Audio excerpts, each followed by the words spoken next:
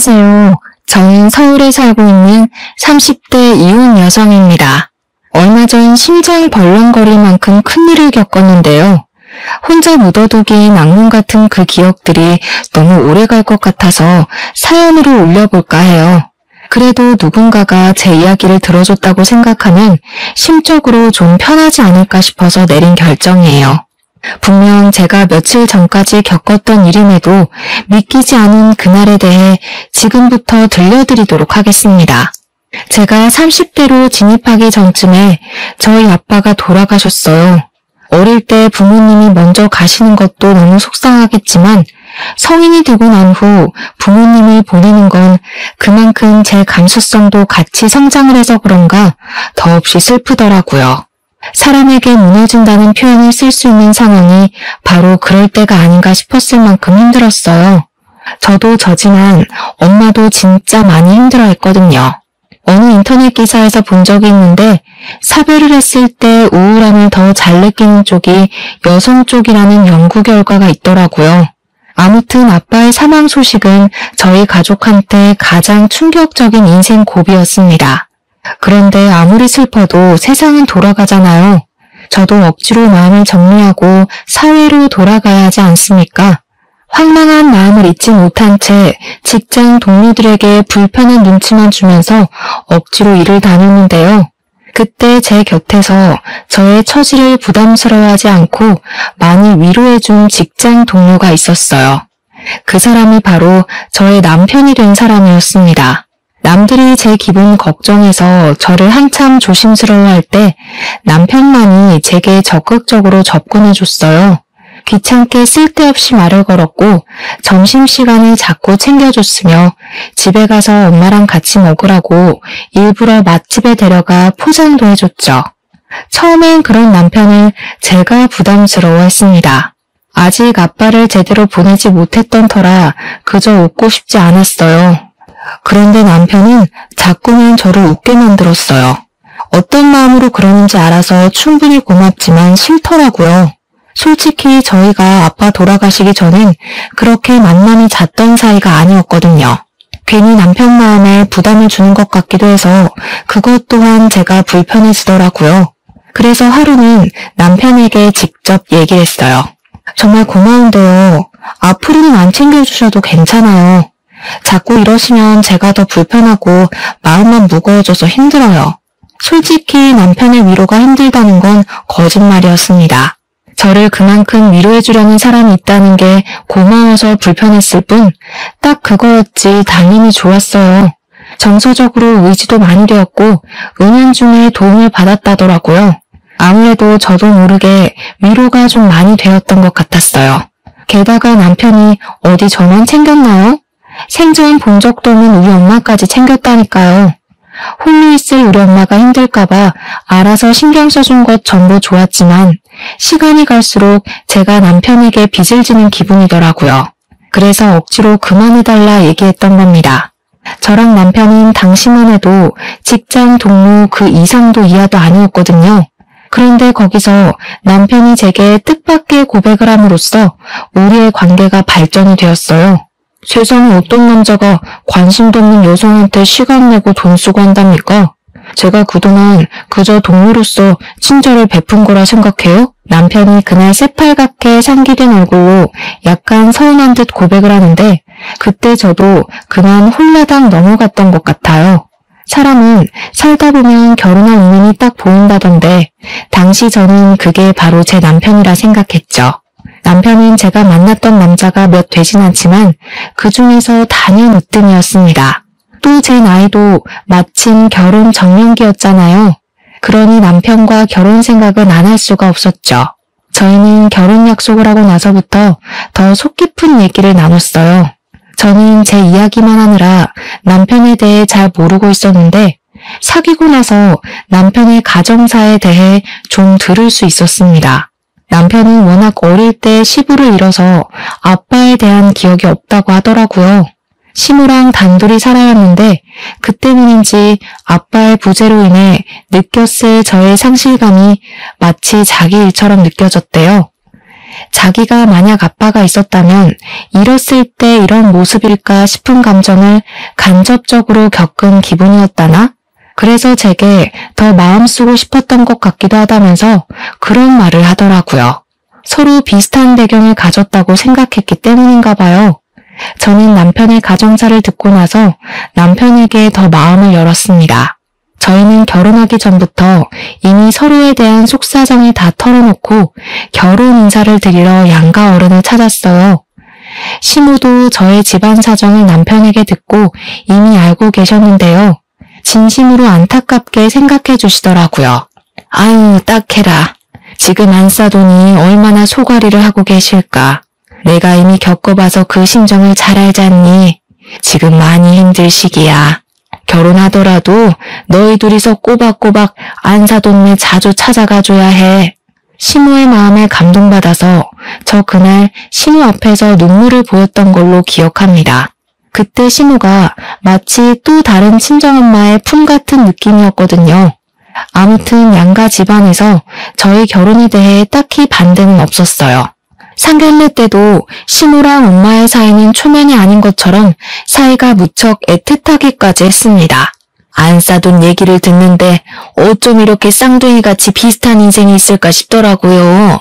우리 집도 가까운데 한 번씩 같이 식사도 하고 얼굴 좀 보면서 삽시다. 저야 좋죠. 그렇잖아도 이제 슬슬 친구를 좀 만들어봐야 하나 생각했었는데 잘 됐네요. 아무래도 애들 덕분에 저희 좋은 일만 생긴 게 아닌가 싶습니다. 알아서 서로에게 위안이 되어주니 시모랑 엄마를 지켜보면서 얼마나 안도가 되었는지 모릅니다. 저랑 남편이 결혼하면서도 은연중에 홀로 남을 어머니 두 분이 걱정되었거든요. 아무튼 저랑 남편은 서로 엄마들에게 민폐 안 끼치려고 서로의 형편에서 최대한 결혼하고자 했어요. 그런데도 시모랑 엄마가 굳이 지분해주고 싶다고 해서 어쩔 수 없이 받은 것이 10억짜리 신혼집이었습니다. 반씩 나눠서 부담하신 거라고 해도 솔직히 적은 돈 아니잖아요. 이걸 받아도 마음이 불편하더라고요. 그래서 저희는 앞으로 시모랑 엄마한테 그 혼수를 보답하며 살기로 마음먹었어요. 맞벌이로 바쁘게 지내며 양가에 꼬박 용돈을 드렸고요. 남은 노후를 평생 편하게 보내도록 최대한 지원해드리려고 했죠. 출발이 좋았어요. 비록 어쩔 수 없이 대출 조금 끼고 신혼을 시작하긴 했지만 모두가 웃을 수 있는 변화여서 괜찮았습니다. 하지만 이 결혼이 제 길이 아니었다는 신호는 겨우 신혼 1년도 안 지난 시점에서 찾아왔어요. 정말 어느 날 불시에 시모가 돈 사고를 낸 적이 있었는데요. 이것이 바로 제 사연의 발단이 되겠네요. 잠자리에 들기 전에 제게 말했습니다. 남편이 조심스럽기도 하고 망설이기도 해서 심상치 않은 일이라는 건 듣기 전부터 짐작하긴 했었어요. 엄마가 쓸데없이 개하는 사람 말 믿고 웬 건물에 투자를 했나 봐. 오늘 낮에 홀라당 날리는 바람에 지금 알아놓으셨어. 뭐? 갑자기 투자는 무슨 투자? 어머님이 그런 걸 왜 해? 그런 건 남의 말 듣고 함부로 하는 게 아닌데 왜 우리한테 물어보지도 않고 그러셨대? 잘 알지도 못하시면서. 개하는 사람이 확실하다 했으니 믿은 거겠지. 아, 나도 모르겠어. 안 그래도 오늘 반차 내고 하루 종일 엄마랑 싸우느라 기운 빠진다. 5천만 원이나 날렸다는데 당장 5천만 원을 어디서 구하냐는 게 문제야. 저랑 남편은 앞서 말씀드렸다시피 빠듯하게 털어서 시작한 결혼이라 목돈이 없었어요. 그건 저희 부부뿐만이 아니었습니다. 저희 결혼 때문에 친정도 그랬고 시댁도 그랬어요. 당연히 시모는 우리 신혼집 해줬던 것 때문에 형편이 여의치 않았을 거란 말이죠. 그래서 어머님은 돈이 어디서 났길래 5천만 원이나 투자를 하신 건데? 어떻게 하면 5천만 원이 덜컥 생겨? 혹시 모아둔 돈이 따로 있으셨던 거야? 그랬다면 내가 이렇게 걱정하지도 않았어. 그냥 아까워하고 말았지. 엄마 대출 받아서 했대. 집 담보 잡아서. 대출이라니 더 골치가 아팠습니다. 없는 사정에 욕심냈다가 지금 배때기 터졌다는 얘기 아닙니까? 이거 정말 막막한 상황이었습니다. 그렇다고 그 5천만 원 빚 막고자 우리 쪽에서 또 대출을 받기엔 곤란했어요. 이미 우리가 혼수한다고 약간의 대출 끼고 있어서 더는 신용에 위험할 수 있었거든요. 이래저래 방법을 생각하던 저는 차라리 신혼집을 더 싼 곳으로 옮길까 거기까지 염두에 둘 수밖에 없었습니다. 때마침 저도 모르는 사이 제 눈치를 보고 있던 남편이 엄청 조심스럽게 꺼낸 얘기가 있었는데요. 사실 방법이 아예 없진 않잖아. 그러지 말고 장모님한테 좀 빌리면 안 될까? 어차피 장모님은 돈 여유 좀 있으시니까 우리가 빌렸다가 차차 갚기만 하면 서로 피해보는 일 없을 것 같은데. 저희 집은 아빠가 돌아가시고 나서 물려받은 재산이 좀 있었는데요. 그걸 남편이 모르지 않거든요. 그런데 저도 생각 못하고 있었던 친정의 재산을 남편이 먼저 얘기를 하니까 기분이 좀 이상했습니다. 뭔가 남편의 해결책은 애당초 친정의 재산밖에 없었던 것 같은 느낌이라 기분 나빴어요. 안 돼. 우리 엄마 고혈압 지병이 있어서 몸 안 좋은데 괜히 지방 문제로 스트레스 받게 하기 싫어. 우리들 문제도 아니고 어머님 문제 때문에 일어난 사고잖아. 괜히 관련 없는 엄마까지 끼어들게 하고 싶진 않아. 그러자 남편이 그럼 무슨 방법이 있냐고 약간 신경질을 내더라고요. 그 모습을 보면서 저는 좀 확신이 들었어요. 남편의 머릿속엔 시무의 문제를 오직 친정의 재산으로만 메꿀 생각밖에 없다는 것을요. 이것이 저의 잘못인가요? 저 때문에 이사달이 난 게 아닌데 친정 돈 못 쓰게 한다고 신경질 내는 남편의 태도가 어이없지 않습니까? 왜 다짜고짜 성질이냐고 했더니 남편은 그저 자기 엄마가 우리 신혼집 해준다고 없는 돈 다 끌어모아서 우리 퍼다 줬는데 5천만 원도 못 해주냐고 따지는 거 아니겠습니까? 그럼 우리 엄마는 돈이 차고 넘쳐서 마음껏 퍼다 줘도 된다는 거야? 우리 엄마 돈을 왜 당신이 마음대로 결정하라고 하는데? 그러니까 물어만 보자는 거잖아. 장모님이 싫다고 하면 나도 더는 안 물어보지. 물어보는 게 그냥 돈 받는 거나 마찬가지인 거야. 우리 엄마 성격에 우리 부탁을 거절할 것 같아? 아무튼 엄마는 절대 안 돼. 솔직히 어머님이 친 사고를 왜 우리 엄마 돈으로 해결해야 되는지 이해를 못하겠어. 저도 결국 짜증으로 받아치고 말았어요.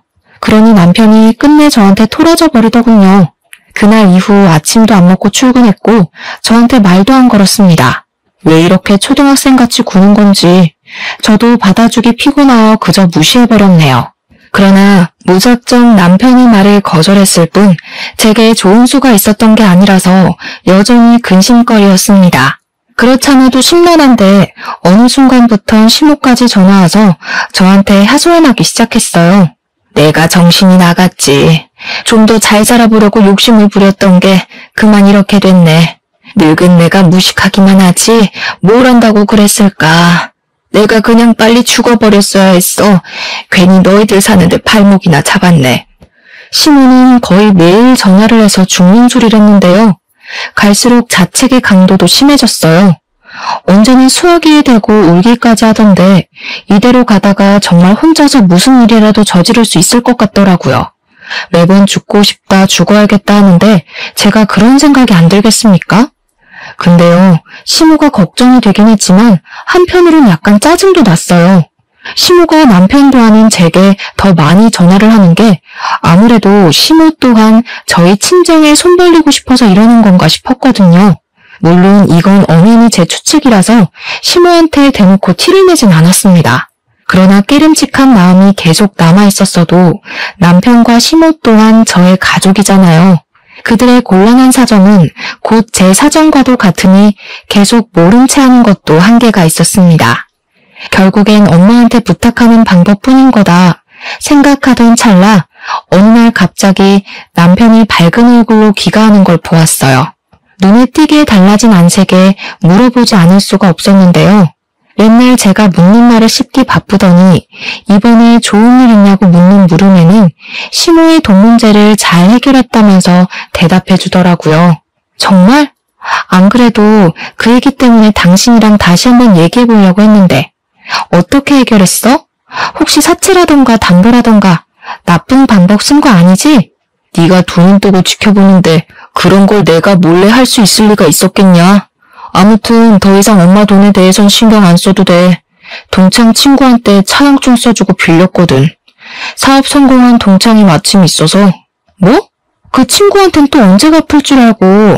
그 친구랑은 신용 확실한 관계 맞아? 무슨 동창인데? 나도 아는 사람인 거야? 그만 좀 캐물어. 어차피 당신 모르는 사람이고 이미 다 끝난 얘기야. 급한 불 먼저 끄는 게 중요하니까 어쩔 수 없잖아. 두 손 놓고 있다가 손가락만 빨 거야? 남편의 말도 물론 일리가 있었습니다. 그런데 묘하게 남편이 더는 제가 질문하지 못하도록 입을 막으려는 것 같은 태도를 보이는 것 같더라고요. 제가 조금만 더 깊게 물으면 그만 대답을 피하려고만 했습니다. 그러다가 나중엔 자기 못 믿어서 그러는 거냐고 약간 신경질을 내기도 했죠. 괜히 싸움으로 번질까봐 저도 그만하고 말았어요. 일단은 남편 말대로 급한 불은 끌 수 있었습니다. 그 이후로 시모도 더 이상 죽는 소리를 안 했고 시간 지날수록 남편과도 관계가 원만해졌거든요. 오히려 돈 문제가 터지기 전보다 더 좋은 사이가 된 것 같기도 했습니다. 어쨌든 숨통이 트여서 좋았어요. 그동안 저도 시모랑 남편이 주는 은근한 스트레스 때문에 일상생활이 힘들었거든요. 남편이 친구한테 돈을 빌렸다는 것이 마음에 걸렸으나 그래도 확실히 기분은 편했습니다. 그래서 한동안 신경 못 써줬던 친정엄마를 들여다볼 여유도 생겼어요. 괜히 엄마한테 불똥 튈까봐 돈 문제로 예민할 땐 엄마를 잘 만나지 않았거든요. 남편도 저보고 쉬는 날에 친정 가서 마음 편히 쉬고 와도 된다고 배려해줬어요. 제가 제 실수도 아닌 일에 마음 고생한 걸 이해해주면서 미안했다고도 하더라고요. 그래서 이미 저는 그 사과를 달게 받았는데도 남편이 주는 배려를 충분히 즐겼어요. 그때부터 저는 거의 주말마다 친정을 가기 시작했습니다. 남편은 한 번씩 저를 따라왔지 그 차용증 써준 친구와 만남을 유지해야 된다는 이유로 바빠서 주말엔 거의 외출을 하였어요. 삐걱거리던 부부관계도 시모 돈 문제도 생각보다 수월하게 지나가는 것 같아서 다행이었는데요. 한 가지 제 마음에 걸리는 것이 있었어요. 그건 의외로 저희 친정엄마였죠. 이전보다 친정엄마와 같이 시간 보내는 날이 많아졌음에도 불구하고 친정엄마는 어딘가 모르게 불안해 보였어요. 어느 날은 엄마가 저한테 뜬금없이 남편과의 관계를 묻더라고요. 요즘 박서방이랑은 문제없이 잘 지내고 있는 거지? 너한테 무리한 요구하는 거 없고? 무리한 요구? 그런 게 있을 리가 있나? 당연히 괜찮지. 오히려 남편이 잘해줘. 갑자기 그런 걸 왜 묻는데? 그래? 아니다. 잘 지내는 거면 됐어. 엄마는 우리 딸이 엄마 없는 세상에서도 쭉 행복했으면 좋겠거든. 그러려면 박서방 역할이 중요하니깐. 엄마는 나이 드니까 별 생각이 다 든다면서 신경 쓰지 말라고 했으나 확실히 그간 제가 봐왔던 엄마의 모습과 달라서 걱정을 안 할 수가 없었습니다. 그렇게 시간이 더 지날수록 엄마는 이유 없이 안색이 안 좋아져 갔어요. 근데 저는 그게 단순히 건강 문제인 줄 알았습니다. 엄마에게 더 좋은 걸 먹이고 병원에 잘 데려가기만 했죠. 그럼에도 엄마에게서 별다른 차도가 없어 보여 혹시 심리적 문제인가 싶었어요. 아빠가 돌아가신 것이 여전히 엄마를 힘들게 하고 있기 때문일지도 모른다는 생각이 들었습니다. 마침 그 시점에 시모가 저한테 전화와서는 친정엄마가 뭘 좋아하냐, 반찬이나 좋아하는 여행지 등을 묻기 시작했는데요. 시댁이랑 친정이 그리 멀지 않다고 말씀드렸잖아요. 결혼 전에도 시모랑 저희 엄마가 서로 잘 지내보자 했기 때문에 그래서 시모가 그런 걸 묻는 줄 알았습니다. 그 사실을 잠깐 잊고 있었는데 참 잘 되었다고 생각했어요. 엄마도 매번 친구 없이 혼자 지내셔서 시모랑 같이 어울리면 좋을 것 같더라고요. 시기적절하게 시모가 그런 제안을 줘서 얼마나 감사했는지 모릅니다. 그래서 저는 시모한테 챙겨줘서 고맙다는 말까지 하면서 정보를 알려주었어요. 엄마랑 시모는 따로 제게 연락하는 것 없이 알아서 왕래를 하며 지내는 것 같았습니다. 그리고 어느 날이었죠.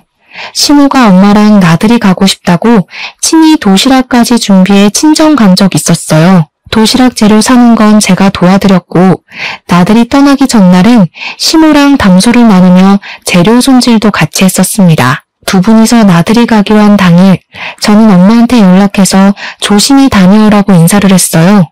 엄마의 목소리가 그렇게 썩 좋은 건 아니었지만 그래도 저랑 시모가 같이 노력하고 있으니 차근차근 좋아질 것이라 믿어 의심치 않았습니다. 그런데 당황스럽게도 그날 하루 종일 엄마와 연락이 두절되었어요. 저희 엄마는 새벽에도 제 전화면 거두절미하고 무조건 받는 사람이거든요. 근데 잘 시간도 아닌 저녁에 연락 두절인 게 너무 이상하더라고요. 시모도 나들이 다녀왔다는 연락 한 통이 없었는데 시모까지 연락 안 되다가 겨우 저녁에 연락이 닿았거든요. 어머님, 혹시 집에 몇 시쯤 들어가셨어요? 저희 엄마가 연락이 안 돼서 그러는데 나들이 헤어지고 바로 집에 가신 거 맞죠? 아, 그럼 내가 안 사돈을 집까지 데려다 줬는걸. 근데 오랜만에 움직여서 그런지 계속 피곤하고 잠이 온다 하긴 하더라.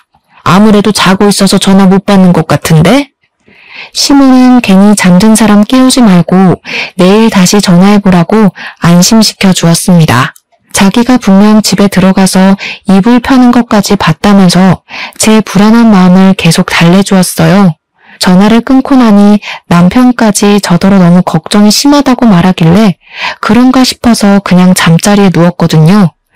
그런데 아무래도 신경이 쓰여서 잠이 안 오더라고요. 혹시라도 엄마가 아빠 따라가 버릴까봐 그 불안감이 저를 무섭게 만들었어요. 결국엔 그 새벽에 저 혼자 차를 타고 친정집을 찾아갔습니다. 혹시 엄마가 자고 있을까 싶어서 조심스레 들어갔어요. 그런데 당황스럽게도 엄마가 방에 없더라고요. 집을 뒤질 것도 없었지만 온 집을 뒤졌는데도 엄마가 보이지 않아서 등줄기에 소름이 쫙 돋았습니다. 집이 아니면 갈 곳이 없는 사람인데 그 새벽에도 집에 없다는 건 제가 안 좋은 생각을 할 수밖에 없도록 만들었어요. 엄마가 혹시 상실감을 견디지 못해 극단적인 선택을 한 게 아닌가 불안했습니다. 저는 그 자리에서 다시 엄마한테 전화해봤어요. 그런데 그 순간 엄마 휴대폰 벨소리가 집 안에서 울리더라고요. 그 소리를 찾아서 온 집을 뛰어다니다 웬 수납장 아래에 도달했습니다. 그곳은 아빠의 물건만 가득 있는 방이라 평소 들락거리지 않는 곳이었어요. 바로 그 방 안에 엄마의 폰이 있었다는 겁니다. 사람은 없고 휴대폰은 엉뚱한 곳에 놓여있으니 이거 아무래도 심상치 않은 일이라는 직감이 왔습니다. 저는 바로 112에 신고하려고 했어요. 그러나 그 순간 제 눈에 들어온 의문의 종이가 하나 있었는데요. 그건 휴대폰 아래에 같이 있던 것이었습니다. 그걸 보자마자 저는 신고하는 걸 잠깐 멈추게 되었습니다. 그럴 수밖에 없었던 게 분명 처음 보는 종이 서류인데 그곳에 남편 이름이 적혀 있더라고요. 뭔가 싶어서 제대로 확인해봤더니 다름 아닌 차용증인 거 아니겠습니까? 남편이 우리 엄마로부터 5천만 원을 차용한다는 내용이었습니다.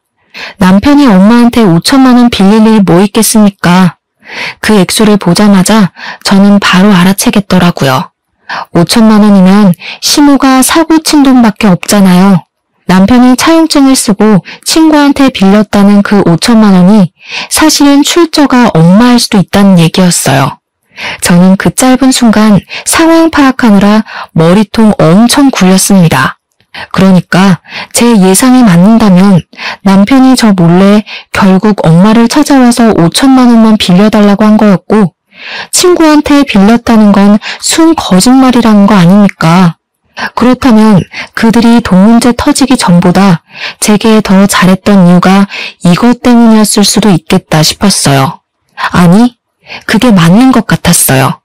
갑자기 친정엄마한테 그리 잘해주고 챙겨주고 했던 것도 친정엄마한테 돈을 뜯어갔기 때문이었고요. 그리고 이 사실은 엄마도 알고 있는 듯 했습니다. 지난날 엄마가 저더러 남편과 사이 괜찮냐고 물었던 것도 부부끼리 사이만 괜찮다면 됐다고 한 것도 다 이런 이유가 전제로 깔려 있었기 때문이었어요. 그 차용증 하나 때문에 저만 몰랐던 모든 실마리가 풀려버린 셈이었습니다. 엄마가 휴대폰 밑에 차용증을 같이 두고 외출을 했다는 건 제가 언제 한번 집에 찾아올 거란 걸 알고 취했던 행동 같았고 이러한 실체를 제가 알길 바랬던 것 같았어요. 저는 정말 아무것도 몰랐어요. 그저 남편과 시모에게 감사한 마음으로 살았던 그동안의 시간이 후회스러웠습니다. 우선 엄마가 무사한 게 먼저였으니 일단 112에 전화해서 우리 엄마를 실종 신고했습니다. 저는 이 주제넘는 두 사람의 악행을 절대 용서하고 싶지 않았어요. 그래서 당장 집으로 돌아가 자빠져 자고 있는 남편의 등짝을 풀스윙을 날렸습니다. 화들짝 놀라서 일어나는 남편한테 차용증을 들이밀면서 대놓고 따졌죠. 당신 이거 뭐야? 친구한테 빌렸다는 5천만 원, 우리 엄마한테 빌린 돈이었어? 왜 차용증이 우리 엄마 집에서 나오는데? 그걸 또 어떡해. 뭐 그랬다 어쩔래. 어차피 차용증 쓴 거 보면 몰라? 떼먹는 거 아니고 다 갚을 거란 뜻이잖아. 별것도 아닌 걸로 사람 잠 깨우고 난리야. 별것도 아니라고? 이 쓰레기 새끼야. 내가 우리 엄마 건들지 말라고 했지. 그리고 우리 엄마 집에 있다면서 왜 거짓말했어? 설마 우리 엄마한테 해코지한 거야? 얘가 완전 생사람 잡네. 장모님이 어디 있는지는 나도 몰라. 따질 거면 우리 엄마한테 가서 따지든가. 남편은 오히려 적반하장 태도로 나왔습니다. 그리고 자기만 아니면 상관없는 건지 그저 친정엄마 행방은 시모가 알 거라고 쐐기를 박아주더군요.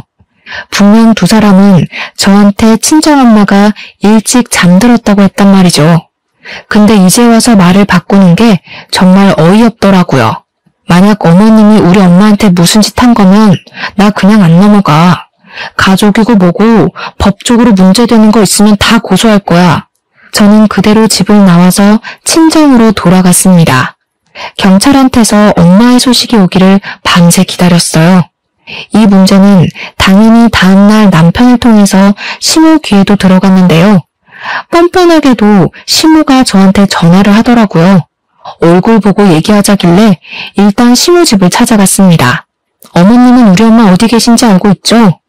저희 엄마 어디 한 군데라도 잘못되면 어머님 가만 안 둘 거예요. 시모 집에 가자마자 인사도 안 하고 소리를 질렀더니 시모가 당황하더라고요. 항상 시모한테는 좋은 모습만 보였던 저라서 이렇게 불안감으로 예민해진 제가 많이 낯설었을 거예요. 그러나 어디 시모만 저를 낯설어 했겠습니까? 저 또한 시모가 그렇게 무서운 짓을 할 수 있는 사람인 줄 까맣게 몰랐습니다. 시모는 제 협박에도 겨우 눈 하나만 깜빡했을 뿐이었어요. 오히려 더 대범하게 나왔는데요. 이왕 들킨 김에 더 이상 연기할 필요 없겠다면서 본색을 바로 보여주는 거 아니겠습니까? 안사돈 아직도 집에 안 들어왔니? 워낙 외출을 안 하는 사람이니 길을 모르나 보네. 미련하긴. 그보다 우리 아들이 월급쟁이가 적성에 안 맞아서 따로 사업하고 싶단다. 어차피 다 같이 잘 먹고 잘 사는 짓 아니겠어? 그럼 사돈 쪽에서도 힘 좀 보태야 하잖아. 그 얘기한다고 잠깐 자리 좀 가졌던 거지 별다른 짓 한 거 없다. 이미 그것만으로 별다른 짓을 한 거나 마찬가지네요. 사업? 대체 우리 엄마 돈으로 어디까지 생각하고 계셨던 거예요? 이럴 거면 차라리 신혼집으로 5억을 대주지 말지 그랬어요. 그 돈으로 하고 싶은 거 하고 살면 될 것이지 왜 이제 와서 남의 돈을 눈독 들여요? 남의 돈이라니? 네 엄마 그 많은 재산 죽을 때 안고 간다니? 죽으면 다 내 아들 손에도 들어올 돈 아니야. 그럼 내 돈이기도 한 거지. 따지고 보면 다 한 주머니인 거라고. 개소리도 참 신박하게 하시네요. 미친 소리 그만하고 엄마한테서 가져간 돈 당장 내놓으시죠? 저 2번 기회 안 줘요. 말로 곱게 부탁하는 건 이번이 끝입니다. 변호사라도 사게? 아무리 전문가여봤자 이미 인감 찍힌 서류를 어찌 처리하겠어. 날고 기어봤자 네 엄마가 이미 집문서는 우리한테 넘겼다. 여기 도장 보이지? 남편이 사업한다는 소리도 어이가 없는 상황에 시모가 보여주는 집 명의 변경서는 정말 할 말 잃게 만들었습니다. 시모가 가리키는 인간 부분을 보니 진짜 도장이 찍혀 있더라고요. 너 엄마가 아주 딸 일이라면 못하는 게 없으신 분이더구나. 나를 위해서라고 하니까 의심도 안 하고 바로 도장 찍더라고. 참 좋은 엄마를 뒀어. 시모랑 남편은 우리 엄마한테서 5천만 원을 가져간 걸로 모자라 집까지 뜯어갔습니다. 가장 소중한 관계가 될 거라 생각했던 사람들에게 배신을 당하니 정말 머리가 새하얘지더라고요. 아무 일 못하고 있는 그 상황에서 마침 경찰한테 연락이 왔는데요. 달동네 공가에서 엄마가 발견됐다는 연락이었어요. 경찰이 데리고 있다길래 일단 급하게 전화 끊고 시무를 돌아섰습니다. 대신 집을 나가기 전에 한마디를 남겼죠. 두 사람이 저랑 엄마를 가족으로 안 보는 것 같으니까 저도 더 이상 두 사람을 봐줄 필요 없겠네요. 지금까지 그랬던 것처럼 실컷 낄낄거리고 계세요. 도둑놈 새끼들이 가져갈 돈은 한 푼도 없을 거라 조만간 펑펑 울게 될 테니까. 사실 저도 확실히 그들을 도둑놈으로 몰아서 법적 처벌을 요구할 수 있을진 확신하지 못했습니다. 믿을 구석이 어디에도 없었지만 일단은 시무한테 지기 싫어서 겁을 줬던 거예요. 저랑 엄마가 쏘가리 한 것만큼 시무도 심기 불편하길 바랬으니까요. 저는 얼른 엄마가 있다는 경찰서로 달려갔습니다. 다행히도 엄마는 무사했어요. 다시는 엄마를 볼 수 없을까봐 얼마나 무서웠는지 모릅니다. 저는 엄마를 보자마자 제가 알고 있는 모든 사실을 물어봤어요. 시무랑 남편이 내가 알던 사람이 아니란 걸 알아버렸으니까 더 이상 날 위해서 선의의 거짓말을 하지 말아달라고도 했죠. 그제야 저는 제가 몰랐던 부분까지 솔직한 사실을 전부 다 들을 수 있었습니다. 남편이랑 시무는 시무가 돈사고를 일으켰을 때부터 우리 엄마 돈으로 해결할 생각밖에 없었어요. 제가 거절하니 제 뒤에서 몰래 5천만 원을 뜯어낼 생각으로 따로 계획 중이었던 겁니다. 그래도 중간중간 저를 설득했으나 도통 안 넘어오니까 자기네들끼리 따로 찾아간 것 같더라고요. 동정심에 약한 우리 엄마를 알고서 두 사람이 그렇게 작전을 펼쳤다고 했습니다. 엄마는 굳이 차용증을 쓰지 않고도 5천만 원을 빌려줄 생각이었대요. 근데 남편이 엄마에게 신뢰를 사기 위해서 써줬나 봐요. 그리고 그건 바로 또 돈을 빌리기 위한 밑밥이었던 거죠. 두 번째부터는 남편이랑 시무가 갖은 핑계를 대며 10만 원에서 20만 원씩 야금야금 빌려달라 했다고 하더라고요. 그들은 엄마한테 돈을 뜯어갈 때마다 제 핑계를 댔다고 했는데 제가 사고쳐서 돈 나갈 일 생겼다는 거짓말을 했대요. 엄마는 제 일이니까 제가 엄마한테 미안해서 말 못하고 있는 줄 알았답니다. 그래서 그들이 달라는 대로 돈을 뜯긴 것 같았어요. 미안해 엄마, 내가 더 빨리 알아차렸어야 하는데 한 입을 덮고 살면서도 몰랐어. 나는 엄마한테 최대한 돈 얘기 안 하려고 했거든. 그들 욕심은 부끄러운 줄도 모르고 날로 커져갔는데요. 가장 최근에 문제가 된 것이 바로 나들이 사건이었던 거예요. 시무가 나들이 핑계로 남편 사업자금 좀 당겨달라고 엄마한테 협박했다더라고요. 분명 허술한 말장난으로 엄마를 꿰어낸 것일 텐데 엄마는 의심 한 번 안 하고 시무한테 그리 큰 돈을 그냥 넘겼답니다. 시무가 또 제 핑계를 댔다고 하던데 솔직히 그쯤 되면 엄마가 한 번이라도 의심을 해야 되는 거 아닌가 싶더라고요. 아무리 딸을 위하는 일이라 해도 그렇지 어떻게 나한테 확인도 안 해보고 집 명의 변경서에 도장까지 찍으면서 그들 말만 믿을 수가 있는 건지 이해가 안 되었어요. 대체 왜 그랬어? 엄마 돈 헤프게 다루는 사람 아니잖아. 아무리 우리가 한 식구라 하더라도 이건 아니지. 나한테 더 물어봤어야지. 지금 어머님이 엄마한테서 집 빼줬다고 얼마나 신난 줄 알아? 뭐가 이상하다는 생각 전혀 안 해봤어? 왜 안 했겠어. 걱정 마, 딸. 엄마도 너한테 피해갈지 정도는 구분할 줄 알아. 당연히 그 사람들이 무슨 생각으로 언제부터 변심했는지 다 알았지. 엄마의 말을 듣고 나니 오히려 혼란스러워서 더 이해가 안 되었습니다. 엄마가 하는 말은 그 두 사람 속셈이 뭔 줄 알면서도 돈을 공짜로 내줬다는 소리잖아요. 대체 왜? 제 머릿속이 정리되지 않고 있다는 걸 엄마가 눈치챘는지 엄마는 제 앞으로 도장 하나를 건넸어요. 그건 엄마 도장이 아니라 돌아가신 아빠 거였습니다. 아, 그걸 보니까 모든 게 이해되더군요. 이미 사망자인 인감을 받아봤자 시무가 가져간 증빙서류는 다 위조 서류가 될 게 뻔했어요. 게다가 덤으로 엄마를 협박한 짓거리가 경찰한테 걸리는 탓에 얼마든지 고소가 가능해져 버렸죠. 엄마의 진짜 속내를 알고 나서 저는 그대로 주저앉아 버렸어요. 혹시라도 엄마에게 더 큰 불행이 닥쳐서 엄마가 정말 남은 생을 버틸 수 없을까봐 얼마나 마음 졸였는지 모릅니다. 너무 다행이었죠. 이대로는 차용증 받은 5천만 원도 찾을 수 있었고 집도 무사한 데다가 야금야금 뺏겼던 돈은 위자료로 퉁칠 수 있으니 문제 없어졌습니다.